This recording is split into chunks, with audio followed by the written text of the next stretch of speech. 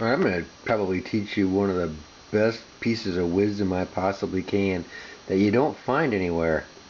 And that's how to replace or properly replace these two big Sprague 3000 UF capacitors that sit on the top up here. They sit underneath in here. I've even labeled them. So this is C66 and that one there is C65. What's important to note on these is that the center pin, the wire that goes to the center, that's the positive. The wire that was out here on the outside, that's the negative. Positive, negative. The thing is when you go to replace these, I've made the mistake of thinking, well, the black wire is the negative. Well, it is true on this one. The black wire is the negative and the red wire is the positive. So I've put the heat shrink tubing on to show that, even though this is the right color wires. However, on the other one, the brown wire is your negative wire and your black wire is your positive wire. So Lord knows why they did it. And the other thing is this negative wire and this positive wire both come up to this terminal here. So one would think that they were both negative, but they're not. So I put a piece of red heat shrink tubing around this one and a piece of black around this one to remind me that when I solder the other one on here, I don't solder it backwards. Where did I put that little guy? Here it is.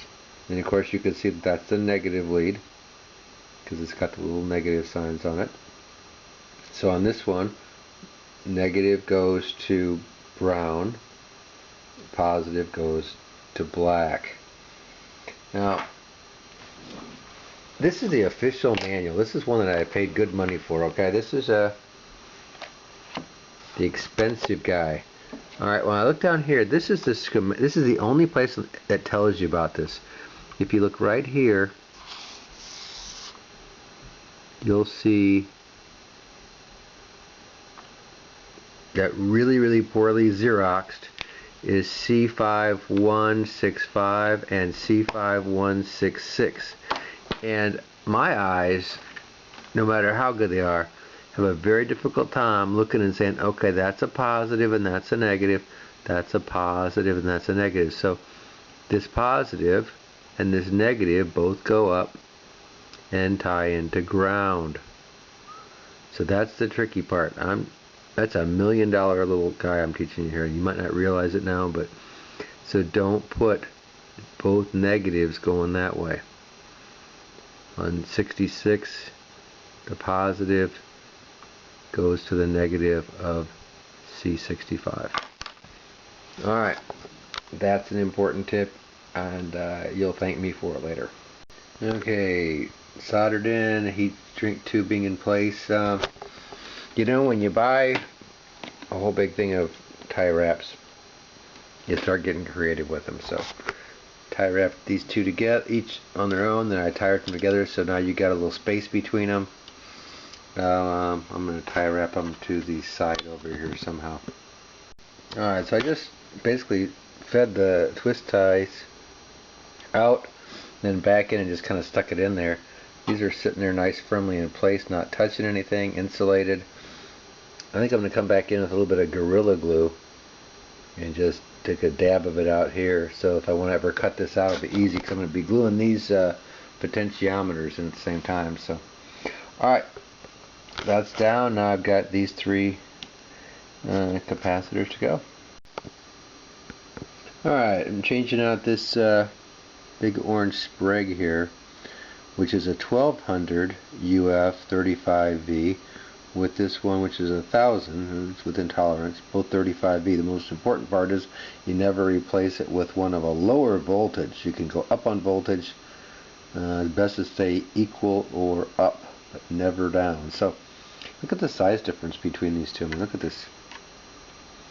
So a little bit of a challenge because obviously this one's not going to fit in that same spot.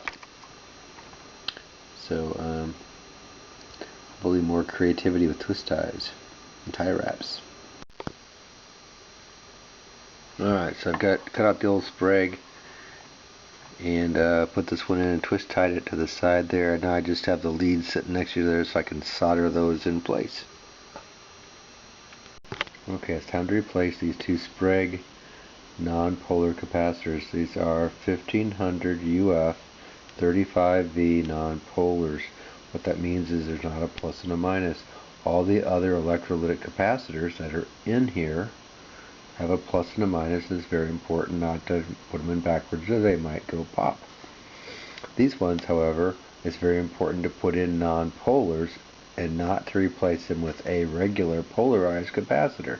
Problem is they don't make the 1500 35 NP non-polars anymore. Nobody makes them.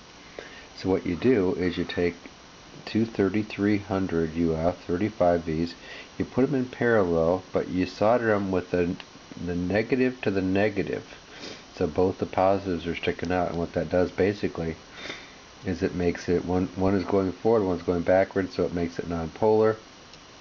Remember about capacitors, when you put two of them in parallel, what you do is you cut it in half. So 3300 divided by 2, you're coming in close to a 1500. But when you put two in parallel, they're both 35 volt, you get a 35 volt. So this is what I'm going to replace that with. Obviously this looks very different than that, so I'm going to be getting a little creative with some wiring and some tie wraps.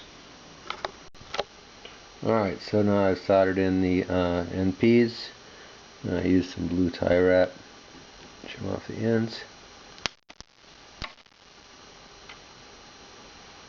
Alright, nothing is touching anything.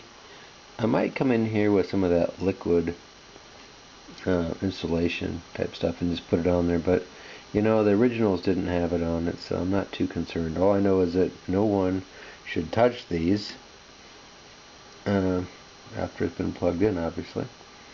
And if they do, they're going to be in for a very good jolt. Alright, so that's done. And it only went through 3 beers.